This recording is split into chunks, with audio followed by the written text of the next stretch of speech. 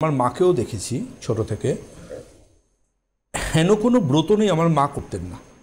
আমার প্রপিতামহ নবদ্বীপে, এবং নবদ্বীপে আমাদের মোটামুটি ব্যানার্জি পাড়া বললে সবাই এক ডাকে চিনত সে সময়। সিংহদেওয়া গেট বিশাল, তারপরে মাঠ, তারপরে এদিকে চণ্ডী মণ্ডপ আমাদের, এবং আমাদের বাড়ি সেরকমই বাড়ি আর কি, তখনকার দিনে যেমন হয়, যেমন জোড়া সকল বাড়ি বা যেরকম সেই কলিবর্গার জালনা।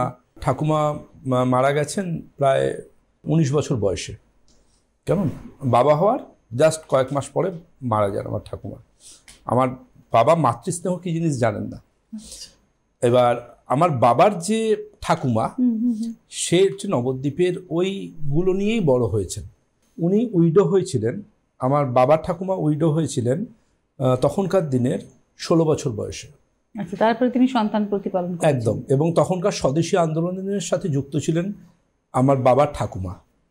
এবং আপনি অবাক হয়ে যাবেন, ঠাকুমা মারা গেছেন 105 বছর বয়সে এবং সজ্ঞানে। আপনার বাবার ঠাকুমা? আমার বাবার ঠাকুমা, এবং একদম সজ্ঞানে, এবং বাবাই ওনাকে মা বলে ডাকতেন, কারণ বাবা নবদ্বীপের বকুলতলা স্কুলের ছাত্র ছিলেন। আমি ছোট থেকে নবদ্বীপের আমাদের ওই বাড়িতে গেছি বড় জোর 2-4 বার, খুব ছোট তাও, আর যাইনি। কিন্তু কারণ পড়াশুনো নিজের এগুলো নিয়ে ছিলাম। ওখানকার ওই চণ্ডী মণ্ডপ কিন্তু এখনো রাখা আছে বাবার ঠাকুমাকে। আমার মা কাছ থেকে দেখেছিল, যেহেতু উনি 105 বছর অবধি বেঁচে ছিলেন। আমার মা কিন্তু তার জীবনের কিছুটা গোল্ডেন টাইম আমার বাবা ঠাকুমার সাথে কাটাতে পেরেছে একদম।